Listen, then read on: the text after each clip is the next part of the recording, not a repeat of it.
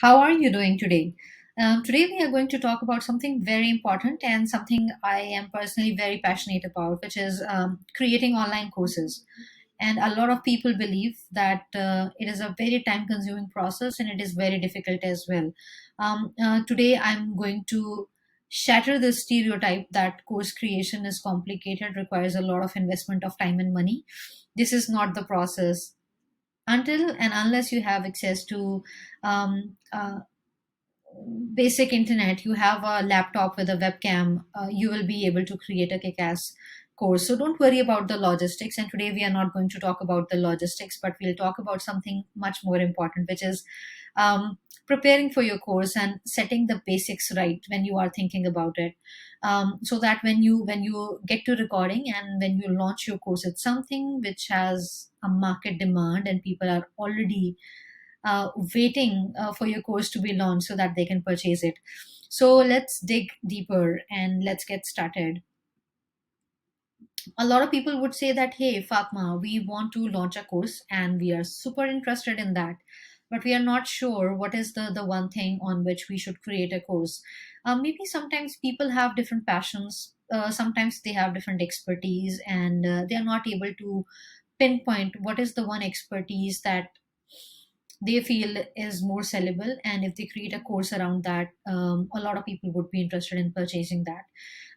And for everyone who asks me for advice, I give them this advice that let's take a step back. And since this is the first step of your course creation journey, why don't you ask yourself some simple questions? One question would be, what is something that you are super passionate about, you enjoy doing, maybe in your free time as well?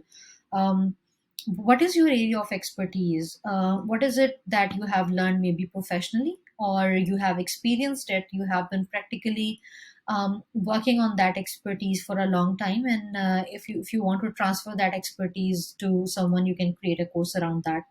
And the third and the most important thing is, whatever you are thinking about creating, would there be a market demand, market need for that? Let's suppose you are creating a course on or maybe how to cook biryani.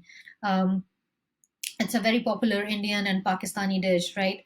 But you want to sell a course around this topic, but there is not enough demand, or people are not interested in learning how to make biryani, right? So it's very important to understand what is the market demand and need around your subject matter expertise and the passion as well. So let's try to understand why I'm talking about the passion and expertise, because course creation is a labor of love, right? And it shouldn't be difficult, it shouldn't be um, tense, it shouldn't be stressful that you are creating a course. It should be a process that you enjoy, and if you want to enjoy something, you should do what you love, right? And that's why I tell every expert I speak with that when you are creating a course, it's all about finding a middle ground between your passion and expertise, because then you will be able to focus all of your energies in creating that course. You will be super passionate when you will be recording that, and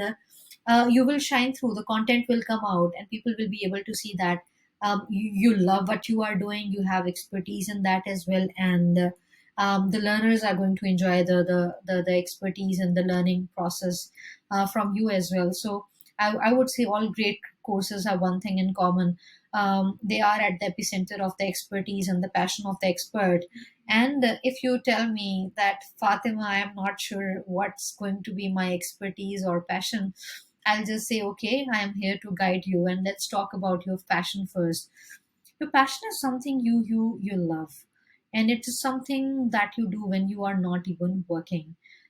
It is something maybe you have professionally learned, or maybe you went on the internet and you learned something because you like doing it.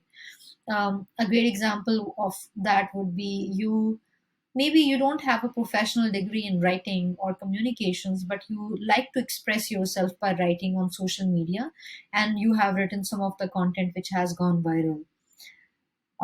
Of course, it means that you have learned some things, you know the ins and outs of writing, and especially for social media, you have a passion, and it makes sense that you can create a course around that. Or maybe you have been playing poker, you are not a professional learner, or you haven't professionally trained for poker, but you have been watching a lot of YouTube videos, you enjoy playing poker, and now with the kind of strategies you have developed and the kind of money maybe you have made through playing poker, you can create a course around that as well.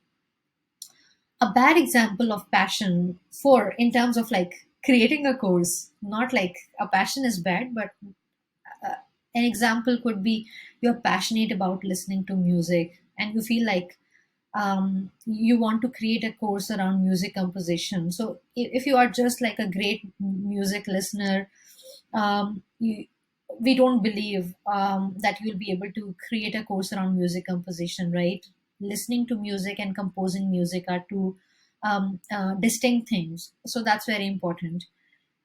I hope I am clear up till now. So let's take a next step and think about your expertise as well. And then I would say, in general terms, or simply, expertise is something that you have learned um, professionally during your course of university life or college life. You learned maybe communications was your major and now you want to do a course on communication. And of course, there can be cases when you are passionate about something and you learn that professionally as well, and that's the best scenario, as I mentioned you earlier. But sometimes you can have distinct passions and you have distinct expertise as well, and this is the case I am right now talking about. So experience is a skill that you have acquired and you have experience in. You have some unique insights about the topic because you have spent a few thousands of hours developing that expertise, maybe professionally or through unofficial means. And you have some practical and technical knowledge which is transferable to people as well, now in the form of a course. So, for example, a great example of that would be again taking example of communications. You are great at public speaking. Your communication is great, and you have been giving lectures to public with hundreds of attendees. That makes a great case that you can create a course around that. Um, you are a product manager and you have been practically building products for which are used by thousands of people. That makes a great case that you can teach other people how to think about product conception and how to manage a product and how to scale it to thousands of people as well. um, I'll take a pause here and I'll give you some time to take a step back and think about your passion, your expertise, and find a middle ground there and see what is it that you want to teach before we think about the market needs, the um, puzzle, last piece of the puzzle, that whatever you are building, is there a market need for that? But yes, again, I'll say, let's take a moment to think about what is your passion, what is your expertise, and then we'll move forward to market need.